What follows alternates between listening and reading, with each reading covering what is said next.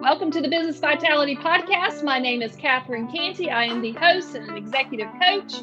I work with teams, individuals, and leaders to help create measured leadership change. We do that using practical applications, and our clients are creating 100% measured results as seen by those around them. Not necessarily what I think or what they think, but what the other people are seeing. And they are being recognized for the hard work that they're doing.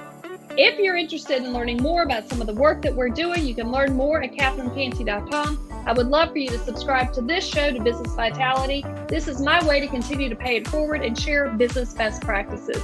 Stay tuned and listen to the interview. Thanks for being here. Charles Read, you are the CEO of GetPayRoll, found on the web at getpayroll.com. Thank you so much for being here. Catherine, it's my pleasure. Thank you for having me. Thank you, Charles. And before we get started, I just want to say thank you for your service in the Marine Corps. I greatly appreciate what you and the rest of the military is doing to keep us safe. So thank you so much. I would love to know, and our listeners would love to know, can you tell us at a high level, what is GetPayRoll? GetPayRoll provides payroll services and related services to small and medium-sized businesses across the country. We not only write the checks, but we handle all the taxes, we handle all the forms, we handle all the filing. We take care of all that. And then in addition, we help our clients with HR, workers' compensation, timekeeping, and other associated payroll-related services and products. So we're a one-stop shop for your payroll needs. I love that. I love a one-stop shop. Makes everybody's life easier. Do you have a particular sector within the business that you're working with, or size of employees, or area of the country? Yeah, they have to have an employee. Just one, or more than one? One is fine. And we have clients, attorneys and so on, that just have themselves. They're incorporated, and so they have to pay themselves as an employee. So we have some ones. We have them going up into the multiple hundreds of clients. Our main clientele is under 50 employees, but we handle up to when they need to take it internal. And somewhere between 250 and 500 employees, it makes sense to take it in-house because of the complexity and all the problems that will arise with that many employees and that many checks. Contrary to what some of my competition will tell you, but that's okay. That's okay. I like to have a difference of opinion because it could work for somebody else. And, to be able to know what your area of focus is really important. And Absolutely. If you're running, a business where you've got, the 50 employees or so, it does make sense to lean on you because, as we were talking about before we jumped on this call, you talked about the importance of delegation and outsourcing. And you said that you had some examples of why that you believe in that. Do you mind talking a little bit about those two topics? More than happy to. Well, obviously, as an entrepreneur, when I started out, I wore all the hats. Okay. And you can see what that did for my hair. So I learned to start handing them off as we grew. My first non-cost center person, non-revenue person was a very tough hire. This was almost 30 years ago. It was a secretary, assistant type job. She was really good at it. And I found that it freed up so much of my time that I was able to make more than enough additional revenue to cover her compensation and more. So it was worth every penny we paid her. And I've never regretted making that choice, because it allowed me to concentrate on my business, not on paperwork. First rule of time management is only do what only you can do. So if you can move things off to other people, excellent. One of my failures was not getting somebody in marketing early enough. I thought I could market. Okay. And we grew and we were successful. And then I finally hired a marketing manager. And within about 3 weeks, I realized I can't market my way out of a paper bag. Okay. And we have done much better since I put the money into a marketing staff for my company, because it's something I thought I could do, and I can't. I'm an analytical, I'm a CPA, MBA, US tax court practitioner. I'm not a marketing person. So you've got to learn to delegate and to backstop your skill set where you don't have skills. Get people who have them. You don't have to be the smartest person in the room. You just need to learn to hire the smartest person in the room. So much truth in that. Delegation is so important, and learning to do that and being able to do it effectively. I've got a great staff. And for instance, we're a payroll company. They don't let me process payrolls anymore. We changed software, and I'm not an expert on it. I've got a staff that's expert on the system. I go in there to want to do a payroll. They just kind of send me back to my office. But on the other hand, my job as CEO is to make them more efficient and to make their job easier, to solve problems for them, to fix things, to provide them the tools. So that's my job as the CEO, is to make them more efficient, more effective, more profitable, and therefore the company and myself more profitable. And in addition, I still have my expertise as the tax guy. I'm the guy that interfaces with the Internal Revenue Service. I'm the person that files the tax court petitions where necessary. I'm the guy that calls the appeals office and has the appeals hearings and so on. That's my expertise. I'm bringing a couple of them along with that. Chris is beginning to get his credentials to be able to do that. And hopefully at some point, I'll bring him into it full time, but he's not there yet. So I think that's great to hear. I think it's important for a lot of people at any stage of the career to understand the importance of delegating, and then also to understand, what the CEO is doing on a day-to-day level. And it doesn't need to be, running the payroll. It needs to be meeting with the IRS. It needs to be meeting with prospects and grooming and growing the talent within the organization. that's the important thing. I don't micromanage. I think micromanagers make a mistake. I hire good people. I give them the tools and the training on an ongoing basis to do their job. If there's a problem, we talk about it. And yeah, not firing people is also a mistake. If you make a bad hire, you need to correct it, because they're not getting the work done and they're affecting everybody else around them and the company and the culture and everything else. So I lost my wife.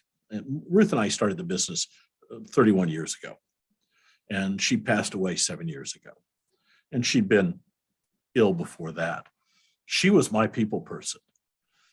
She was my last step in hiring, because she understood people far better than I did. We were married for 45 years before she passed. The biggest question she had in her married life was, why'd you marry up like Charles? But had your own words. But we had a good marriage. Not perfect, but good.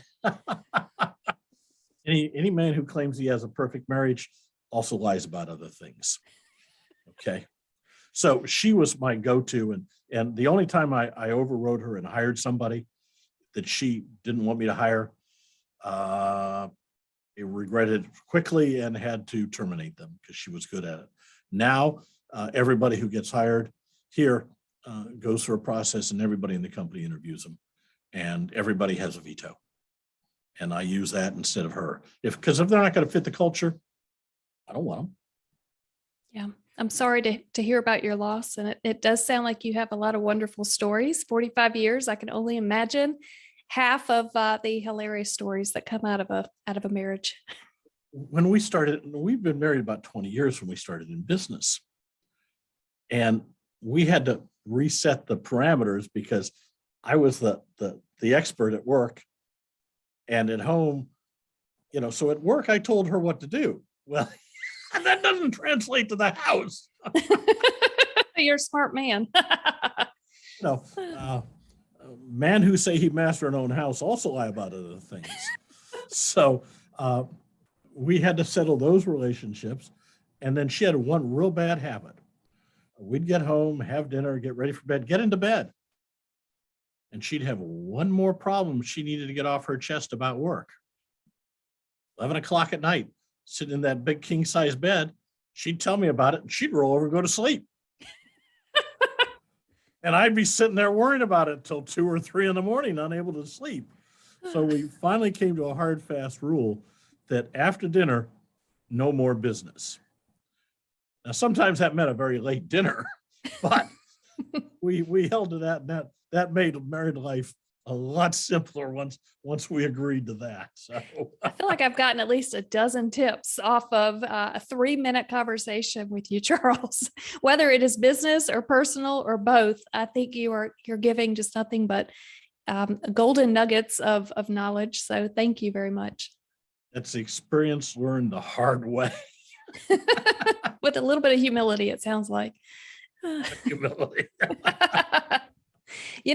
So you talk about delegating, and a lot of people are struggling with that today. Yes. They keep climbing, they keep growing. They're in these incredible opportunities of leadership, and they can't let go, and they feel like they have to keep it all. Do you have any just suggestions on like, how do you start letting go, or when do you know you need to let go, or any thoughts around just getting over that hump and just starting to release it? It's a trust thing. You have to trust the people you hire. If you don't, I truly suggest you may want to seek some counseling with your trust issues, because they're going to haunt you your entire life. In marriage, in business, in relationships, in everything. And yeah, are some people going to betray that trust at times? Absolutely. It's going to happen. I had a young lady who was taking checks off the bottom of the stack and filling them out and cashing them. She was also taking checks that were coming in the mail and altering them and cashing them. So yeah, we lost some money there and we had to fire her. And obviously we turned her over to the authorities and so on. So you are going to have your trust violated at times. It's going to happen. But the time savings involved in trusting good people is so huge and allows you to do so much more. Because if you don't trust them and you can't delegate and you have to micromanage, you're never going to get to where you could be. You're never going to grow to the level you could grow to. You will never have the individual fulfillment that you could have. Your relationships are going to suffer from it personally. So if you've got those kinds of issues, find a counselor, talk to them, get some help in dealing with those trust issues, because it's a major thing. I think you're right. And I think that's something worth exploring. And there's nothing wrong with, reaching out to people and asking for help and learning from other people. How do you overcome this stuff? I've found that, I reach out to other people. They teach me the shortcuts on how to overcome some of this stuff rather than me struggling, walking through mud, having to figure out the things that are keeping me up at night. Be honest, and since it's just me and Ruth can't contradict me, we went to counseling, marriage counseling, because we were having some problems. We'd lost a daughter to cancer and some other things.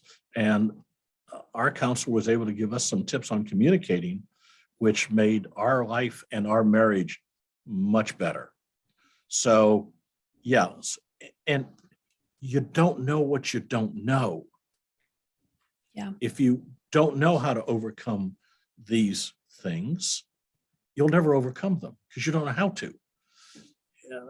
Life's not simple. And sometimes an outside point of view, outside advice, outside expertise, outside tips, as you say, here's the shortcut. Oh, wow. I'm sorry to hear about your daughter as well.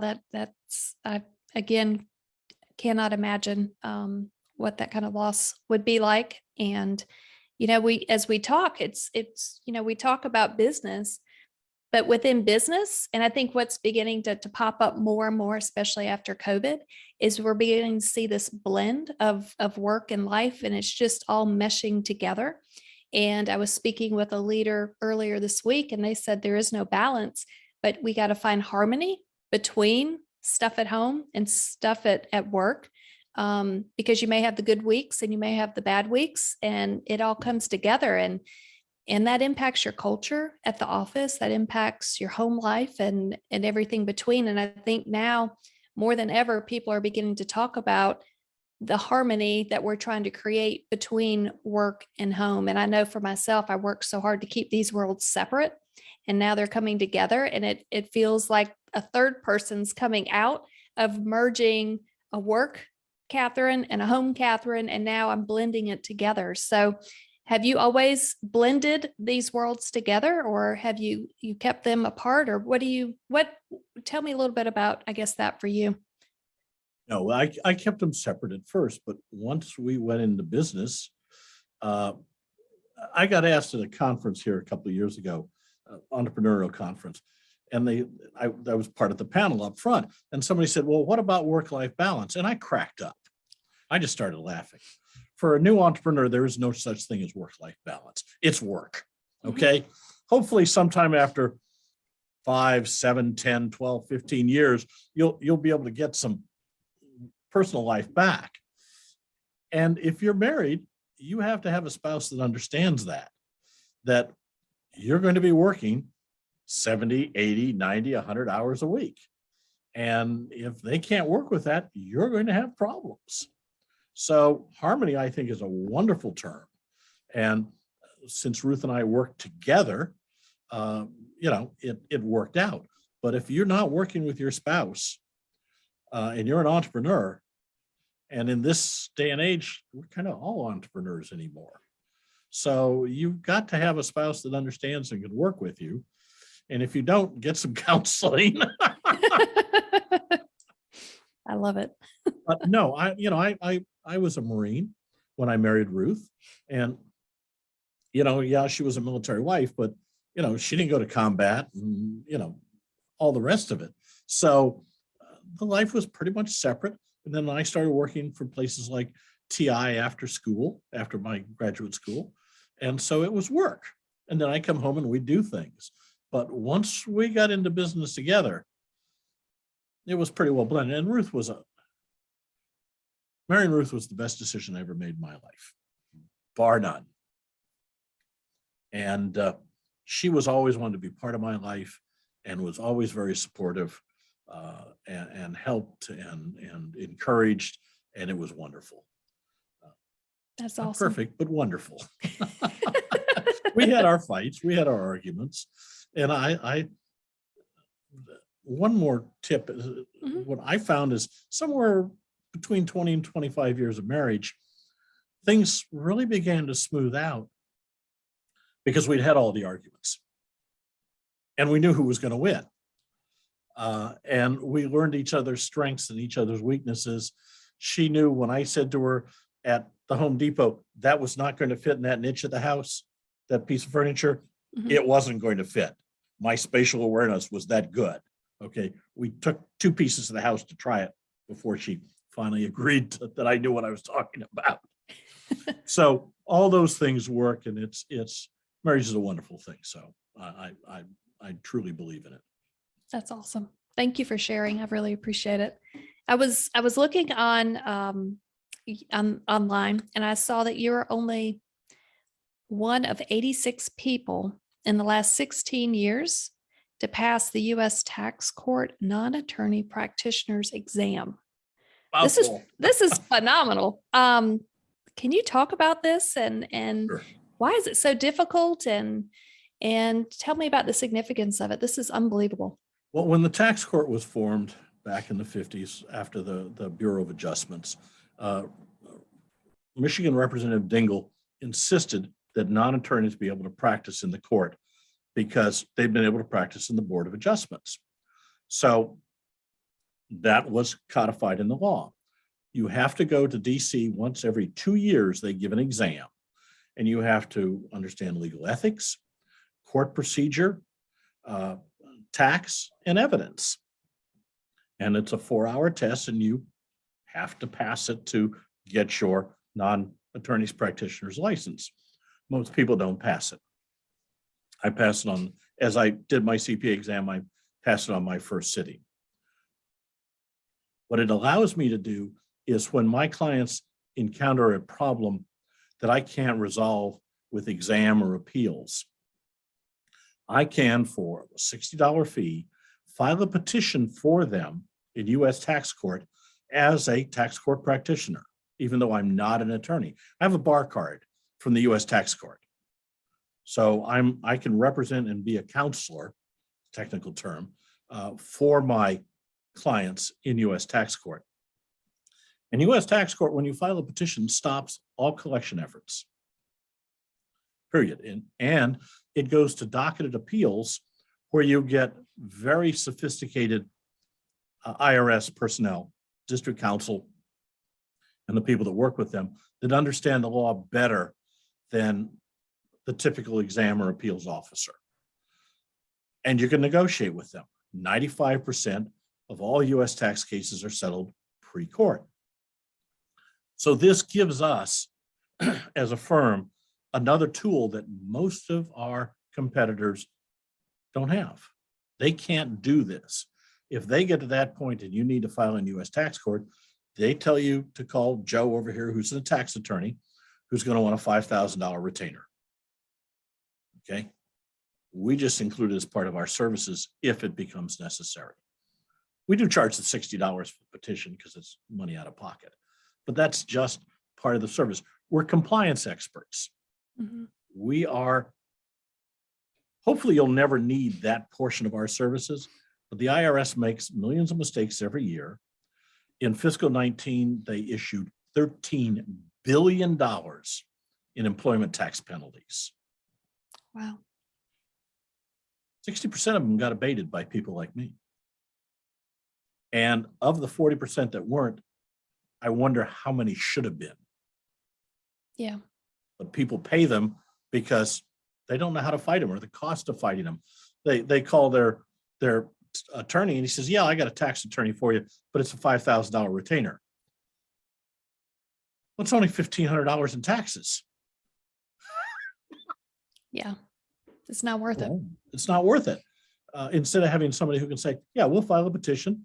And when we get the phone call from district counsel, we can probably settle it or get it abated right off the bat. We have not yet lost a tax court case.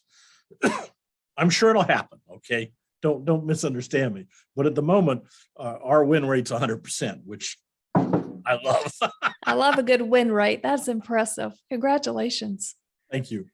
Talk about efficiency. My goodness, just to be able to support business owners like this and entrepreneurs and to have resources that you're able to provide to them that goes just beyond, general payroll services. It really gets very extensive. It's a great array of support to entrepreneurs who, like you said, need to delegate and be able to take some of this stuff off their desk. Absolutely. This is great. So you also talk about on your LinkedIn page that you're the CEO's phone line is always open for small business questions and advice.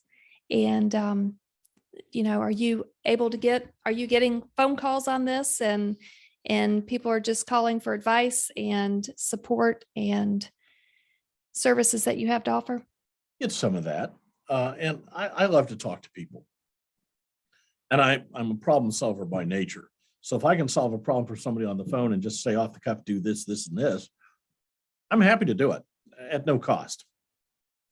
If they come up with a real difficult problem, I'll quote them a fee for trying to do something about it. And that's fun to me because it's something new and it's something interesting and engaging. So I enjoy doing that as well. Since I'm not doing payrolls, I have time to do that. I don't get as many as I would like, but it is fun. That is good. Tell me, Charles, if someone wants to learn more about you and GetPayRoll, where is the best place for them to get started? GetPayroll.com. It's on the backdrop there. Is where it's at. My email is cjr@GetPayroll. And if they're interested in payroll, my newest book, the payroll book, a guide for small businesses and startups. It's available at Amazon or at thepayrollbook.com. And Catherine, for your listeners, if they'd like a book, if they will go, excuse me, to thepayrollbook.com, enter the discount code podcast, we will ship them a free book. No shipping, no handling, no nothing. It's very generous. Thank you. For your listeners. I really appreciate it. So thank you, Charles. So Charles Read, you are the CEO of GetPayRoll, found on the web at getpayroll.com. You have a free book available. If listeners would like to go to thepayrollbook.com and enter the code podcast, you'll be able to send that out, no charge. That's awfully nice. So thank you so much for doing that. And again, just thank you so much for being here with us, Charles. Catherine, my pleasure. Thank you. Thanks for listening to the episode. If you like it, please subscribe, share this episode or this show with other people around you. The greatest form of a compliment is a referral. I really appreciate them. And if you think that you want to learn more about some of the work we're doing, I encourage you to reach out to CatherineCantey.com. You can schedule a call or just continue to read articles and information that we post out there. Thank you so much for being here.